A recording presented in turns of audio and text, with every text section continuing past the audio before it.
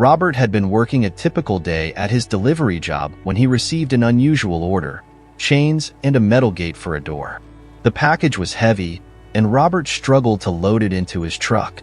After driving for a few minutes, he arrived at a well-kept house. Despite the tidy appearance, the mail was piling up by the entrance, an unusual sight that hinted something was amiss. Robert knocked on the door several times, but no one answered. He hesitated, not wanting to return and attempt the delivery alone again. So, he knocked louder, and as the street grew quieter, he faintly heard someone speaking inside. Straining to listen, Robert eventually made out a voice asking him to open the door. He cautiously did so, finding the door unlocked but the house seemingly empty. As he called out, a sudden cry from a woman upstairs sent chills down his spine. Racing to the source of the noise, he was horrified to discover a young woman, weak and barely conscious, chained and handcuffed in a deteriorating room. The sight of the iron gate that held her captive was chilling. The woman was frail, her energy sapped, and it was evident she had been confined there for days, surviving on water alone. Robert immediately called the police, who quickly arrived at the scene. The woman, whose name he later learned was Aurora, was freed from her grim prison and rushed to the hospital. Though not required to stay, Robert felt compelled to accompany her, moved by the plight of this stranger. At the hospital, Robert discovered that Aurora was married, but her husband was missing and was the prime suspect in her ordeal. Aurora was too weak to walk and spoke little during her early days in the hospital, leading doctors to suspect that she had suffered some form of trauma during her captivity. Robert visited her often, trying to bring some comfort. He would talk to her, although she barely responded. On one occasion, Aurora opened up slightly, revealing that her husband had imprisoned her in the house before he suddenly vanished. Robert noticed strange behaviors in Aurora. She sweated profusely, had a distant look in her eyes, and sometimes became inexplicably angry. The doctors attributed these symptoms to the trauma she had endured. Still, Robert continued his visits, even bringing chocolates one day, which managed to elicit a small smile from her. He explained that he only wanted to brighten her days and hoped they could be friends when she was discharged. Just as Aurora seemed about to respond, a man entered the hospital room. It was William, her husband. His arrival was marked by tension, and while Aurora appeared strangely calm, William was anything but. He insisted that Aurora could not stay in the hospital, claiming it was too dangerous for her. Aurora resisted, saying she didn't want to return home and be locked up again. William, however, persisted, arguing that keeping her confined was for her own safety. Alarmed by the conversation, Robert discreetly called for a nurse and asked her to alert the police. Within minutes, officers arrived and took William into custody, escorting him to the station for questioning. Meanwhile, Robert stayed with Aurora, who seemed unusually serene. She asked him to fetch a glass of water from the hallway. When he returned, she was gone, and his wallet, which he had left on the table, had been emptied. Aurora had taken all his money. Back at the police station, William was being interrogated. Agitated and pale, he confessed to locking Aurora in the room, but claimed he had done it out of love and concern for her. He insisted that he had fed her and only kept her there because he believed it was for her own good. He recounted how he had suffered an accident that prevented him from returning home for days, leaving him worried sick about her. Before he could finish, William fainted, slumping over the table as the officers rushed to revive him. Meanwhile, Robert was frantically searching for Aurora. His phone buzzed with a notification from his bank. A purchase had just been made at a nearby supermarket using his credit card. Realizing she had also taken his card, Robert hurried to the store, but she was nowhere to be found. Determined, he continued his search, asking people on the streets if they had seen a woman matching Aurora's description.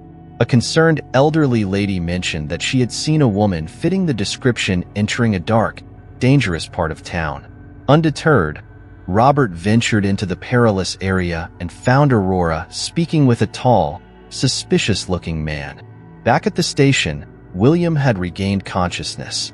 Though still shaken, he urgently repeated that Aurora was in danger and shouldn't be left free in the hospital. He began to tell the full story, a tale that promised to be as disturbing as the events that had already unfolded. Years ago, William and Aurora began dating when they were both very young. Though they had little money, they were deeply in love, and William did everything he could to make sure Aurora never went without. Aurora, too, was doing her best to find work, but then they received some life-changing news. Aurora was pregnant. They were overjoyed, as they had always dreamed of becoming parents. In the following months, William worked harder than ever to provide for his wife and their future child. He managed to rent a larger house, buy a car, and ensure that Aurora had everything she needed during her pregnancy. However, Aurora began to feel increasingly isolated, as William was rarely home, spending long hours working to support their growing family. The day of the birth finally arrived, but it was far from easy. Aurora lost a lot of blood and required a transfusion, but their baby was born healthy. Just 4 days later, Aurora was able to leave the hospital with their son, but William noticed that something had changed. Aurora seemed distant, barely interacting with their child. Concerned, William insisted she see a psychologist to understand what was happening. After much persuasion, Aurora agreed to go to the appointment, where she was diagnosed with postpartum depression. Life became increasingly difficult for the young couple, but the biggest victim of the situation was their baby. Aurora underwent a long period of treatment, and after about a year, she began showing signs of improvement. She grew closer to their son, but there were still moments when she didn't seem quite herself. Aurora had always dreamed of becoming a mother and couldn't understand why she felt the way she did. As time passed, William had to resume working long hours, leaving Aurora alone at home with their son. She grew increasingly attached to him, but one day, after returning from the supermarket, exhausted and sleep-deprived, she brought the groceries inside, put everything away, and then went to bed without taking her son out of the car. The next morning, Aurora woke up in a panic. She had forgotten her son in the car overnight. She rushed to check on him, but tragically, he was unresponsive. She drove him to the hospital as fast as she could, but it was too late. The doctors could do nothing to save him. The grief was overwhelming for both parents, but it was Aurora who suffered the most. She was consumed by guilt and could never forgive herself for what had happened. Years passed, and Aurora's emotional state continued to deteriorate. She ate little, never smiled, and was always cloaked in sadness. One morning, William woke up and found her missing from their bed. He searched the house frantically until he finally found her asleep in the car in the garage, with all the doors and windows closed. Fearing the worst, William rushed her to the hospital. Fortunately, the doctors managed to save her life. But when Aurora woke up, she was furious with William for saving her. William had hoped that this incident would be the last, but Aurora continued to attempt to harm herself. Desperate to protect her, William even went so far as to sell the car, hoping it would prevent another attempt. But Aurora's condition worsened. She began leaving the house frequently and would disappear for hours without a word. William eventually discovered that she had started using illicit substances.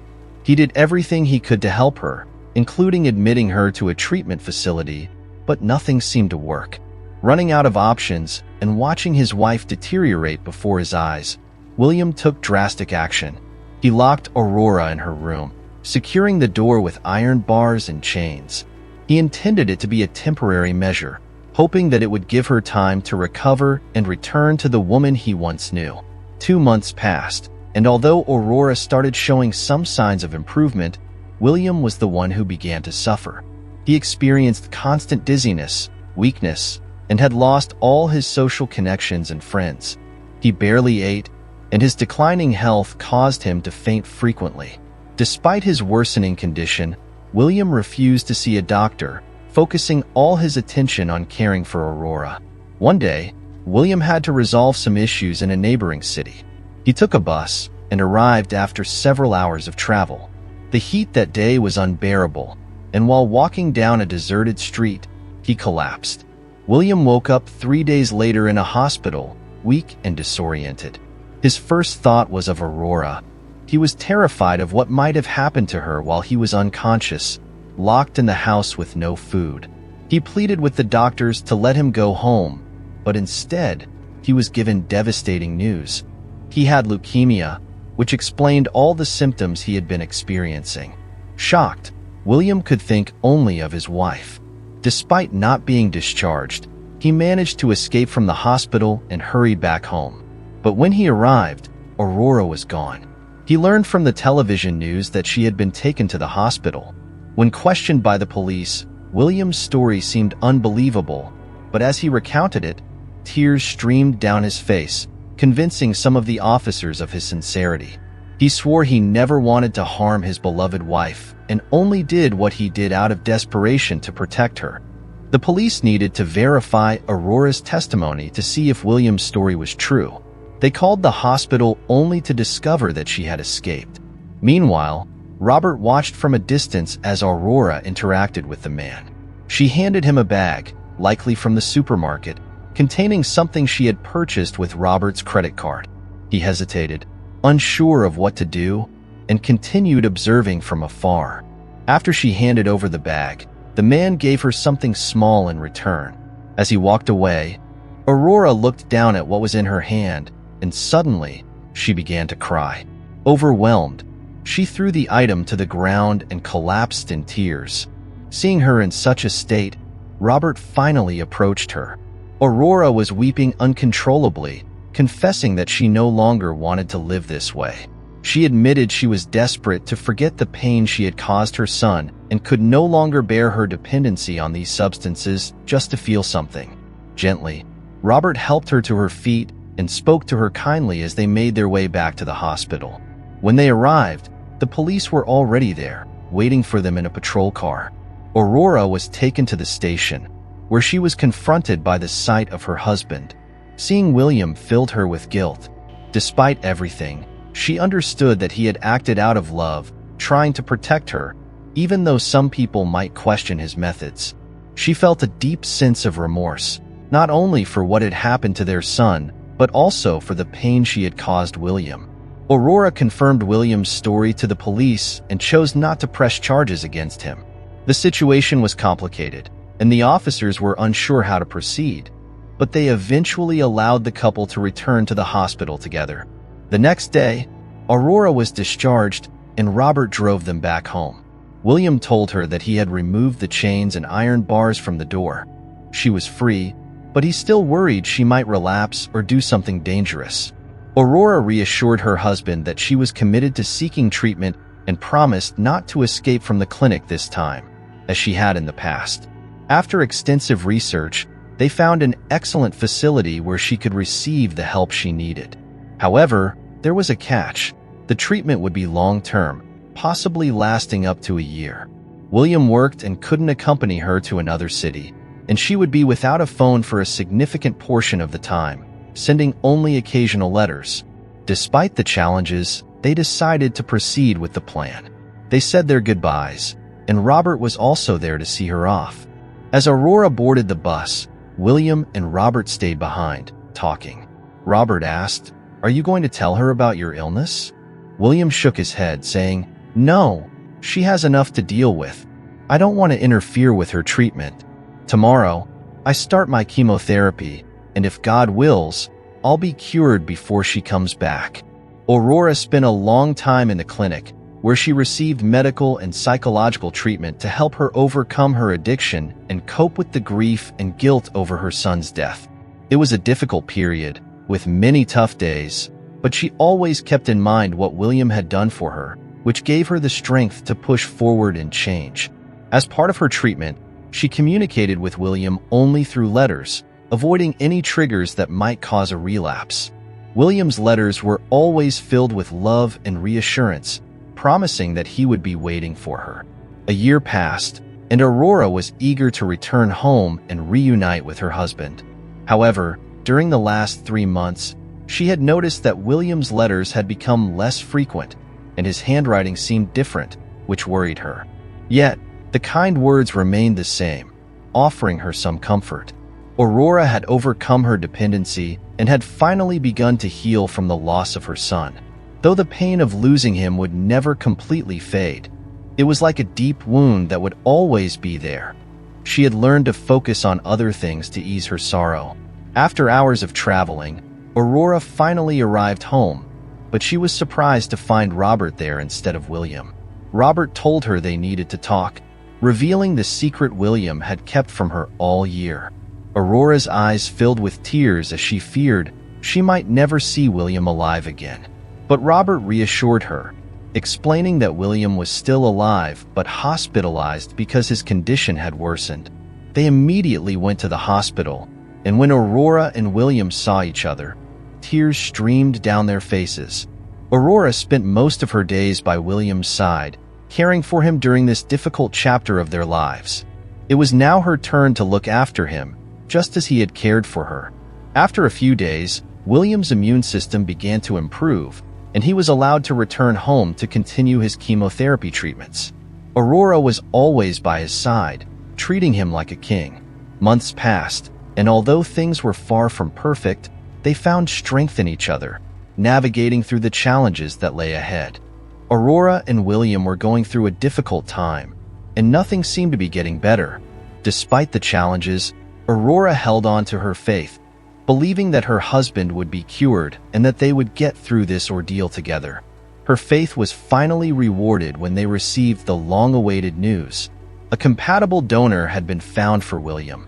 The couple was overjoyed, and after William underwent a successful bone marrow transplant, he was finally cured. With his health restored, William was able to return to his normal life. And from that moment on, the couple became inseparable. After everything they had endured, William and Aurora were certain that they were meant to spend the rest of their lives together. 2 years passed, and they were living through one of the best times of their lives. They were happy, financially stable, and most importantly, deeply in love. However, there was one more thing they longed for. They wanted to have a child. After much planning and anticipation, their dream came true when Aurora discovered she was pregnant. The couple was over the moon with happiness and immediately began making all the necessary preparations for the arrival of their precious child. This included choosing the godparents, which led them to think of Robert, who had been out of touch for over a year. Determined to reconnect, they tried to contact Robert, but his old number was no longer in service. Undeterred, they decided to visit his home in person, where they were warmly received by his mother. She had some wonderful news for them. Robert had gotten married and moved to another city. She gave them his new contact information, and they quickly reached out to him. When they got in touch, they extended an invitation for Robert to be the godfather of their child as a gesture of gratitude for all he had done for them. Robert, touched by their request, gladly accepted, solidifying the bond between them that had been forged through their shared experiences. I hope you enjoyed this story. Feel free to comment and share. Thank you for reading.